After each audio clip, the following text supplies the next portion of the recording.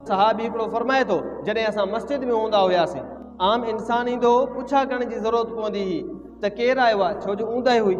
फरमाए थो, जेकॾहिं काइनात जा सरदार इमामुल अंबिया हज़रत मुहम्मद मुस्तफ़ा सल्लल्लाहु अलैहि वसल्लम जॾहिं मस्जिद में ईंदा, असांखे पुछा करण जी ज़रूरत न पवंदी, छो त नबीअ जे अचण खां अॻु में नबीअ जे जिस्म जी ख़ुशबू असां ते पहुची वेंदी।